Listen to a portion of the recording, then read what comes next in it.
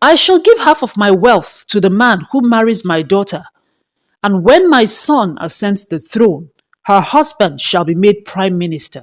The news spread far and wide. Suddenly, men from near and far rushed to the palace. Her father, in his wisdom, gave her the right to cut each suitor for 1 week before making her choice.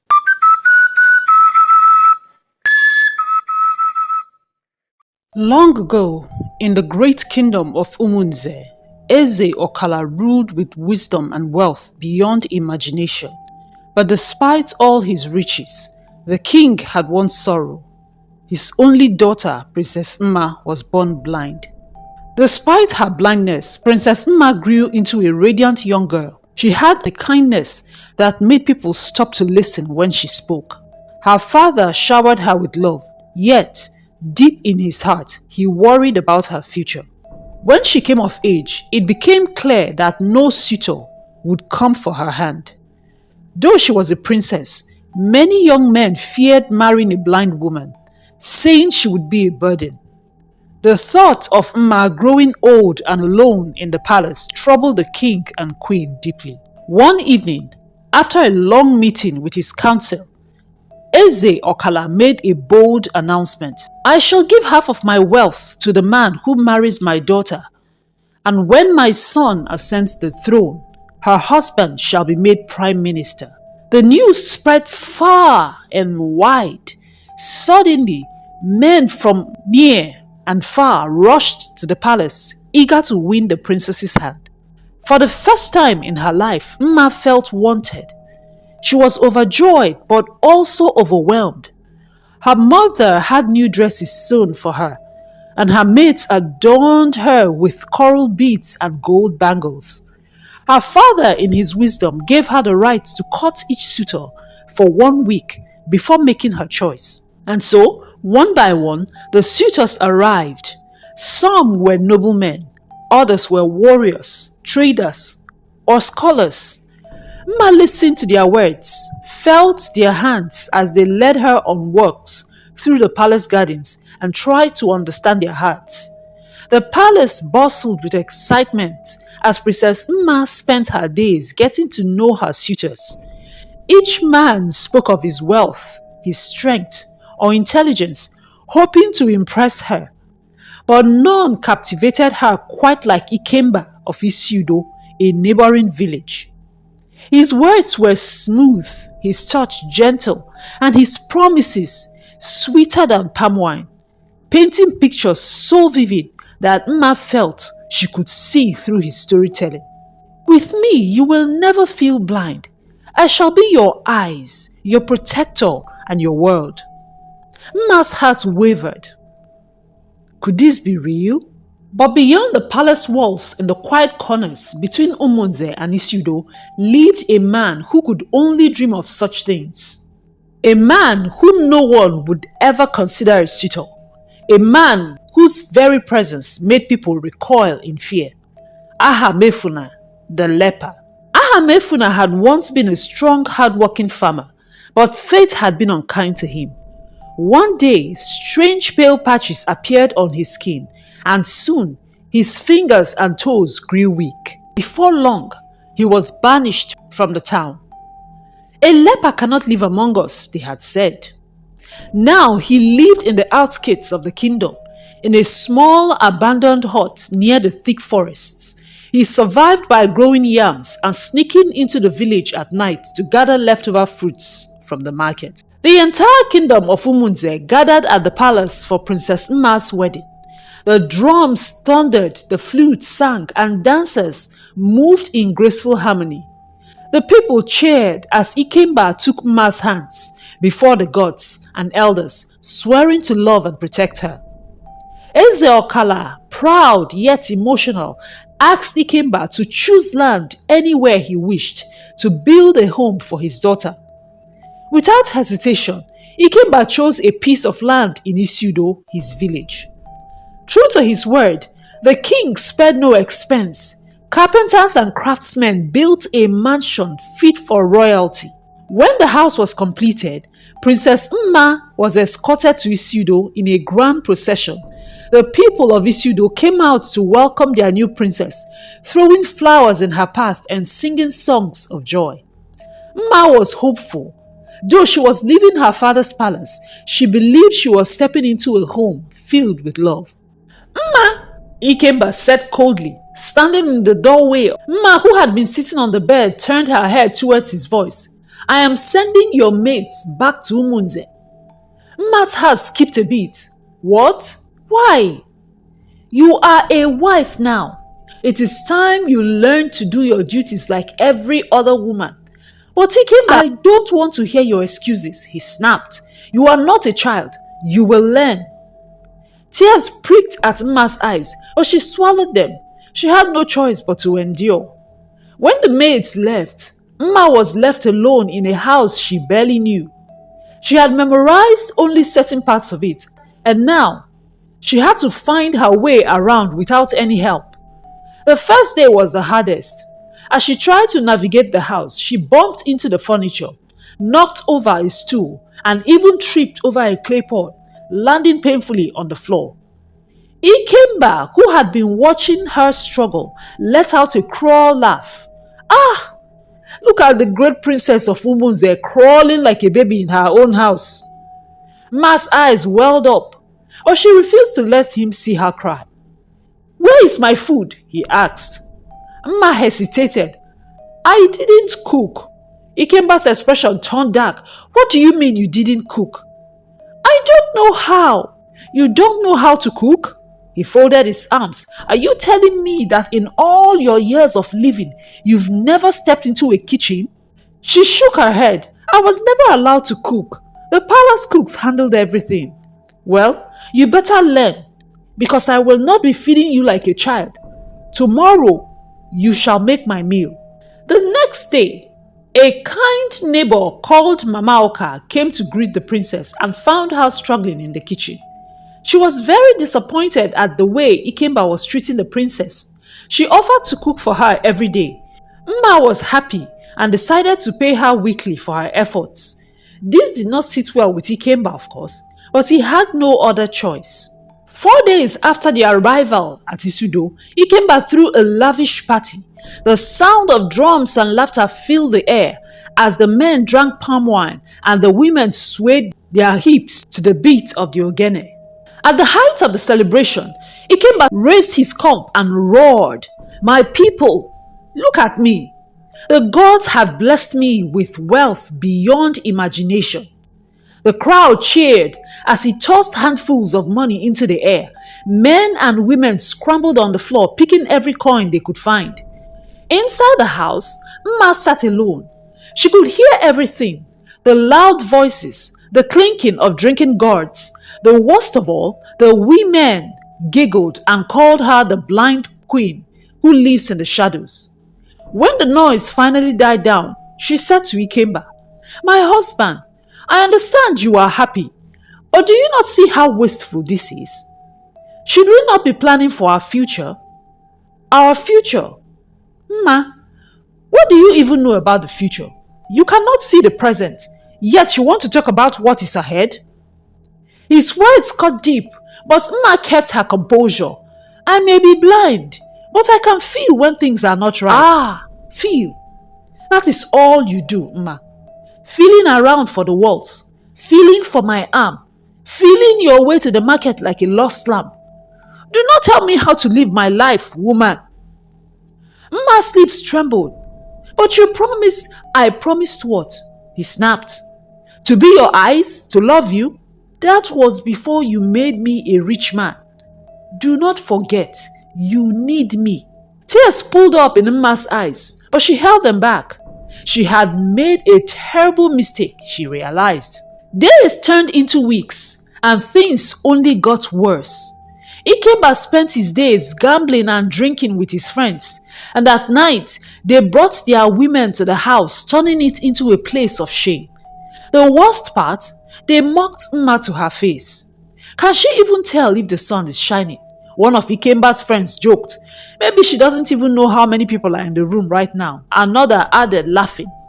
Mma wanted to scream, to run away. But where would she go? She did not know the roads of Isudo. She could not even walk to the market without help. She was trapped. Ikemba sent her mates back to Umunze, claiming he would take care of her, but instead he had left her at the mercy of strangers. Mma sat in the darkness of her world, listening to the laughter around her, realizing she had become a prisoner in her own home. The night was dark, with only the flickering oil lamps from nearby huts. The village of Isudo had long fallen into silence, except for the occasional chirping of crickets and the distant sound of drums from a moonlight dance. Ahamefuna limped into the village, his staff tapping against the earth with each step. His body bore the marks of leprosy, his fingers slightly deformed, his skin discolored in patches, but his spirit remained unbroken. He had lived in exile for years, forced to the outskirts of Isudo, where the sick and unwanted were sent away to waste. And all because of his own brother Ikemba. When Ahamefuna first fell sick, Ikemba had been the first to suggest that he be sent away. The villagers agreed, fearful of the disease, but Ikemba went further. He claimed the only house their parents had left them, throwing his own brother into the wilderness with nothing. But tonight was not about the past. It was about Princess Mma. Ahamefuna had heard of how Ikemba treats his wife with cruelty, how he humiliates her, how he squanders his fortune on drinks and women. He could not stay silent. He stopped in front of the ground house, taking a deep breath. He raised his fist and knocked on the door. At first, there was no response. Then, after a long pause, heavy footsteps approached. The door swung open, revealing Ikemba half drunk, his wrapper loosely tied around his waist. The smell of palm wine lingered in the air. Ikemba's face twisted in disgust the moment he saw who it was. "Ah, what foul wind blew you here, leper?" Ahamefuna ignored the insult. "I have come to talk to you, Ikemba. Let me in." Ikemba crossed his arms. "You? Step into my house? Do you want to curse it with your disease?" Ahamefuna tightened his grip on his staff. "I am still your brother, Ikemba." Ikemba laughed mockingly. "Brother? My only brother is alive and well, enjoying his wealth, drinking with his friends and sleeping next to a beautiful woman. You, Ahamefuna, are a dead man walking." Ahamefuna's eyes darkened with sadness, but he did not waver. "I know what you are doing to Mma." Ikemba's drunken smirk faded slightly. "I know how you insult her, how you let your friends mock her. The princess left her father's palace for you. You swore before the gods to love and protect her, but you have turned her life into a nightmare. And why does a leper care about a blind woman? Because I know what it means to be cast aside, unloved, and treated like a burden." Ahamefuna's voice trembled with emotion. "But she's your wife. The gods have blessed you, yet you treat her like a curse. Have you no shame?" Ikemba stepped forward, eyes burning with rage. "You come in the middle of the night, a cursed outcast, to tell me how to run my home? I should have done worse to you long ago," Ikemba sneered. "Leave before I throw boiling water on you." Ahamefuna steadied himself, his grip tightening on his staff. "You have forgotten that the gods are watching, Ikemba. You have wronged me, and now you are wronging your wife. But the gods do not sleep." Ikemba spat on the ground near Ahamefuna's feet. "Take your curses and leave, old fool. You are no longer welcomed here." Without another word, he slammed the door shut. Ahamefuna stood in the silence, his heart heavy with sorrow.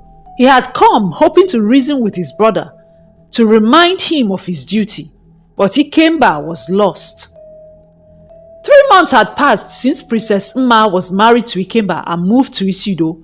In those months, she had experienced nothing but pain, loneliness and mockery. The loving husband Ikemba had pretended to be in Umunze had vanished the moment they arrived at their new home. He spent his days gambling and drinking with his friends, squandering the wealth given to him by Ezeokala. The house that was meant to be a place of love and happiness had become nothing more than a playground for Ikemba and his careless companions. But everything changed when a messenger arrived from Umunze with a royal decree. The king was planning to visit Usudo to check on his daughter. When Ikemba read the message, his heart pounded in his chest. He knew that if the king saw the true state of things, his fortune would turn against him. He could not afford to lose the wealth and privileges that come with being the king's son-in-law. He had to act fast. That night, after months of neglecting Mma, Ikemba suddenly entered her chambers, his voice unusually soft, almost gentle. "Mma, my love," he said, stepping closer. "I know I have wronged you. I have been a terrible husband, and I deeply regret my actions." Mma, who was sitting quietly on the bed, turned her head slightly in his direction. She had long stopped expecting kindness from him. "Why are you here, Ikemba?" she asked, her voice calm but distant. Ikemba sighed and knelt beside him. "Please, my wife, let me explain. I have been foolish, blinded by my own selfish ways, but I see my mistakes now. I want to make things right between us." Mma remained silent for a moment before asking, "Why now? Why do you suddenly care?" He took her hand gently, though she could feel the insincerity in his touch. "Because I love you, Mma, and I know I have not shown it, but I want to change. I want to be the husband you deserve." Mma let out a quiet sigh. She wanted to believe him, but something about his sudden change felt strange. "What has changed?" she asked. Ikemba hesitated for a second, then forced a chuckle. "Your father is coming to visit, and when he sees us, I want him to see a happy couple. I want him to see I have taken good care of his daughter." Mma's heart sank. So that was it. He wasn't apologizing because he truly cared. He was only trying to deceive the king. "Ikemba, do you think my blindness makes me a fool?" "What are you talking about?" he said. Mma shook her head. "I know you don't love me. You never did. And now you want me to pretend to be happy so that my father does not find out the truth?" Ikemba forced a laugh. "Mma, why would you say such a thing? Of course I love you. I just need a second chance." She pulled her hand away from his. "A second chance? Or a second chance to keep my father's wealth?" Ikemba clenched his jaw. He had underestimated her. He thought she would be too desperate for love to question his motives, but despite her blindness, she could see the truth more clearly than anyone. "Mma," he said, his voice firmer now, "I am trying to make things right. If you refuse to accept my apology, what will your father think? Do you want him to be disappointed in you?" Her lips trembled. She had spent so many nights crying, so many days feeling alone, and now Ikemba wanted her to pretend as if nothing had happened. "I will not lie to my father," she said firmly. "If he asks me how I have been treated, I will tell him the truth." Ikemba's face darkened. He had been trying to use sweet words, but now his true nature showed. He grabbed her wrist tightly, his fingers digging into her skin. "Listen to me, woman," he hissed. "You will smile. You will tell your father you are happy, or else." He stopped. Realizing his grip was too tight, he let go of her roughly, standing up and pacing the room. "Fine," he muttered. "If you want to make things difficult, suit yourself. But remember, if your father takes away everything he has given me, you will suffer too." With that, he stormed out of the room, slamming the door behind him. Mma sat in the darkness, her heart heavy. She had no power against Ikemba, no way to fight back. But she would not let her fear control her. She would not lie for him. The entire village of Isudo was in a festive mood. The people, eager to impress the great Eze Okala, lined the streets to welcome him and his entourage. Drummers beat their drums in rhythm, flutists played sweet melodies, and dancers moved gracefully to the sound of the music. Ikemba, dressed in his finest cloth, stood outside his compound with a wide smile plastered on his face. He had spent the last few days pretending to be a doting husband, hoping to convince the king that all was well. The guards quickly opened the door for the king and queen to step down. Eze Okala's regal presence filled the compound, his beaded crown gleaming under the sun. Queen Afam, in her flowing wrapper and gold jewelry, rushed forward eagerly, her eyes scanning for her daughter. "Mma, my precious daughter," the queen called out. Mma stepped out from the house with a gentle smile on her face. She held her hands out and her mother quickly embraced her. "My child, how are you doing?" the queen asked, holding Mma's face tenderly. "I am well, Mama," Mma replied, forcing a smile. The king stepped forward and placed a reassuring hand on her shoulder. "Mma, my beloved daughter, it gladdens my heart to see you looking well." She nodded. "I am happy to see you too, Papa." Ikemba quickly stepped forward and greeted the king with a deep bow. "Your Majesty, my great father-in-law, welcome to Isudo. It is an honor to host you in our humble home." Eze Okala gave a small nod. He glanced around, taking in the beauty of the house he had built for his daughter. "This place suits you well, my daughter. I trust you have been taken good care of." Ikemba smiled and gestured toward Mma. "Of course, Your Majesty, she is my wife, my joy, my queen. I cherish her every day." The king then turned to his daughter. "Mma, tell me, my child, how has your husband treated you?" A heavy silence filled the air. Mma's heart pounded in her chest. She knew the truth. Her husband had been nothing but cruel to her. But she also knew the consequences of exposing him. If she told her father the truth, Ikemba would face the king's wrath, and she feared what he might do to her afterwards. Taking a deep breath, she forced another smile. "Papa, my husband has been good to me," she said softly. "He takes care of me and I lack nothing." The queen beamed with joy. "Oh, thank the gods. I was worried, but now my heart is at peace." The king nodded in approval. "That is good to hear. A husband must take care of his wife, especially one as special as you." Ikemba's chest swelled with pride. "You see, Your Majesty, I am a man of my word." The king looked around, observing the household. "But something is missing," he said thoughtfully. "Where are your maidservants, Mma? You always had them in the palace." Mma hesitated, not knowing what to say. Before she could respond, Ikemba quickly stepped in. "Your Majesty, you see, I wanted my wife to feel more independent. I did not want her to rely too much on servants." The king frowned slightly. "Mma is a princess. She deserves all the comfort she can get." Ikemba opened his mouth to argue, but the king raised a hand to silence him. Turning to his guards, he commanded, "Before we leave, 2 of my best maidservants will remain here to assist my daughter.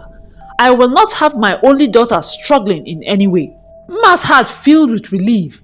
She hadn't expected this, but she was grateful. With 2 maids around, she would no longer be alone in the unfamiliar house.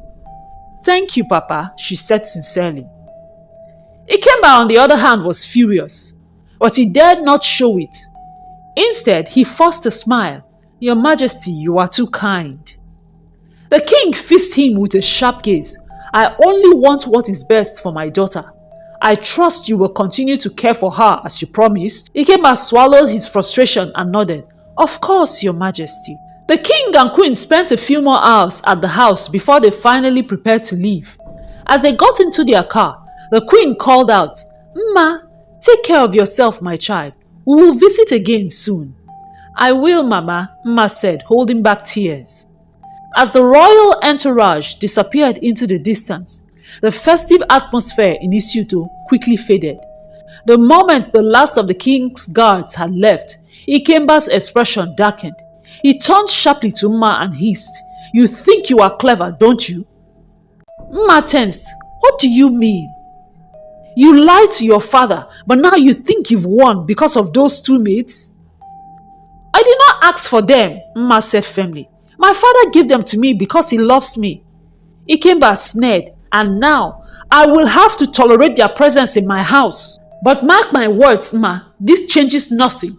You are still under my roof and you will do as I say." Mma did not respond. Instead, she lifted her chin and turned away. For the first time in months, she felt a small spark of hope. She was not completely alone anymore. Despite the presence of the maids, Ikemba had not changed completely. He no longer brought his friends and mistresses into the house, but he still kept late nights. With her mates by her side, she began taking morning walks around the village, familiarizing herself with the environment through the sounds and descriptions her mates provided. One such morning, as they strolled past the narrow footpath leading to the outskirts of Isudo, they came across a man sitting under a large Odara tree. "Good morning, beautiful princess," the man's voice greeted warmly. His tone was gentle and respectful. Mma, though blind, could sense kindness in a person's voice. She smiled. "Good morning. Who speaks?" "I am Ahamefuna." At the mention of his name, her maids stiffened and quickly moved closer to her. "Princess, let us go," one of the maids whispered. Mma frowned slightly. "Why? Who is he?" "He is the leper we told you about, the one that was cast out of the village," the other maid replied in a hushed tone. Mma turned her face toward Ahamefuna. "You greeted me kindly, and I will do the same. Good morning again, Ahamefuna." Ahamefuna smiled, though pain lingered in his heart. He had grown used to rejection, but this woman, his brother's wife, had spoken to him with warmth. "Thank you, Princess Mma. You have a good heart." "You know my name?" Mma asked curiously. "Yes, everyone in Isudo knows of the beautiful princess," Ahamefuna said. Mma blushed at his words. "That is kind of you to say." One of the maids stepped forward, her face filled with worry. "My lady, we must go." Mma sighed. "Ahamefuna, we shall talk again soon." And so a friendship began. Every day, as she took her morning walks, she would stop by and speak with Ahamefuna. She learned that he was once a respected man in the village, and to her shock, she discovered that he was Ikemba's elder brother. "My husband is your younger brother?" she had asked in disbelief one day. Ahamefuna nodded. "Yes. When I fell ill, he was among those who agreed that I should be sent away. He took our parents' house and everything they left behind for us." Mma's heart ached. "I am sorry for how he has treated you." From that day on, Mma made sure that food was sent to him daily. Though her maids protested, she insisted. "No one deserves to suffer alone," she told them. It did not take long before Ikemba heard of his wife's newfound friendship with his brother. He returned home one evening, his face dark with anger. "Mma," he said as he stepped into the house. "Yes, my husband." "I hear you have been feeding that wretched leper." Mma sat up straight. "His name is Ahamefuna, and yes, I have been helping him. That man is cursed. He is no longer part of this village, and you dare associate with him?" "He is your brother," Mma said firmly.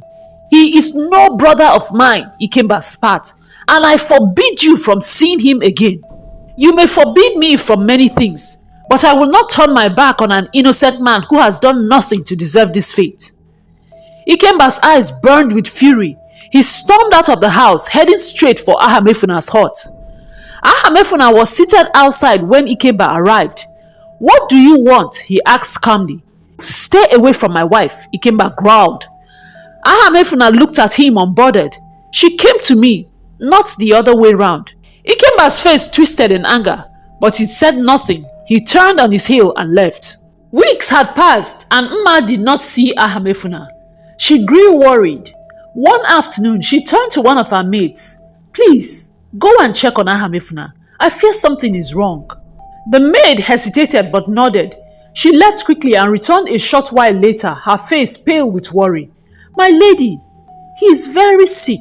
He can barely move." Mma's heart clenched. She could not let him die. "Prepare my things. I'm going to see my father." When Mma arrived at the palace, she wasted no time. "Father, I need your help." Eze Okala looked at her in concern. "What is it, my child?" Mma took a deep breath. "It is about a man named Ahamefuna." The king frowned. "Who is Ahamefuna?" "My husband's elder brother," Mma said. The queen was shocked. "Ikemba has a brother?" Mma nodded. "He was cast out because of his illness, but is a good man and now he is dying." The king's face darkened. "Why did I not know about this?" "Because Ikemba does not speak of him. He took everything their parents left and abandoned him." The king clenched his jaw. "This is shameful." He gave orders to his guards regarding Ahamefuna. Using his connections in the city, Eze Okala ensured that Ahamefuna was taken to a specialist hospital for treatment. As Mma sat in the palace that night, she felt something stir within her. Hope. Perhaps, just perhaps, Ahamefuna would have a second chance at life. When Mma returned from the palace, she barely had time to settle in before Ikemba stormed into the room, his face twisted with rage. I told you not to associate with that cursed leper. Mma remained calm, and I told you, Ikemba, I would not turn my back on an innocent man. What Ikemba did not know, however, was that the maids had been questioned by the king and queen back in Umunze. 2 days later, without any warning, Eze Okala arrived in Isudo. The villagers rushed to the roadside, bowing in respect as Eze Okala, the great king of Umunze, stepped out of his car, accompanied by his guards and servants. Ikemba, who had been drinking palm wine with some of the village men, almost choked when he saw his father-in-law. "My king! What an honor!" he stammered, hurrying forward to bow. "Had I known you were coming, I would have..." The king raised his hand, silencing him. "Where is my daughter?" Ikemba forced a smile. "She is inside resting, my king." Eze Okala did not wait for an invitation. He strode into the house. Mma sat quietly in the main chamber, unaware of her father's arrival. When she heard his voice, she was surprised. "My daughter," the king said, his voice softer as he stepped toward her. "How have you been?" Mma hesitated. She wanted to tell him everything, to cry in his arms. But she had lied before. How could she tell the truth now? "I've been fine, father," she said, forcing a smile. The king narrowed his eyes and turned to the maids. "Is this true?" The maids exchanged glances, their hands trembling. "Speak," the king commanded. One of the maids dropped to her knees, tears in her eyes. "Forgive me, my king, but the princess is not fine. She has suffered greatly in this house." Ikemba's face turned pale. "Lies! It is not true. She's been treated like a queen here." The other maid, emboldened by her companion, spoke up. "My king, we have seen it with our own eyes. Ikemba insults her, mocks her blindness, and keeps mistresses in the house." Eze Okala's hands clenched into fists. His breathing grew heavy with fury. "Is this true, Mma?" Mma lowered her head. "Yes, father. You ungrateful wretch. I gave you my daughter's hand in marriage. I honored you. And this is how you repay me?" Ikemba fell to his knees. "My king, please, seize him," the king said to his guards. The guards rushed forward, grabbing Ikemba. "No, my king, please!" Ikemba struggled, but the guards held him firmly. The villagers had gathered outside, watching in shock as the king dragged his son-in-law before them. "You are an unworthy man, and I strip you of all the honor I once gave you." Eze Okala turned to Mma. "My daughter, what do you wish to do?" Mma was silent for a moment. Then she lifted her chin. "I want to return home." Ikemba's heart sank. "No, Mma, please. You cannot leave me. You do not deserve her. Take him away," he said to his guards. Eze Okala turned to Mma. "You are coming home with me, my child. No more suffering." Ikemba was thrown out of the mansion with nothing to his name. The house was locked up and Princess Mma returned to Umunze. It had been a year since Ahamefuna was taken to the city for treatment. Life in Umunze had moved on, but for Princess Mma, memories of the kind-hearted leper never faded. She often wondered if he had survived, if he was well, or if she would ever hear from him again. Then one afternoon, an unfamiliar guest arrived at the palace gates. He was tall, striking in his late 30s, dressed in fine clothing. He carried himself like a noble, yet there was something gentle about his presence. "I seek an audience with Eze Okala," he told the palace guards. "Who are you?" one of them asked, eyeing him suspiciously. "My name is Ahamefuna," he replied. The guards exchanged confused glances. No one in Umunze had ever heard that name before, but there was something commanding about his presence, so they led him inside. Eze Ezokala was in his chambers discussing matters of the kingdom with Queen Afam when the messenger arrived.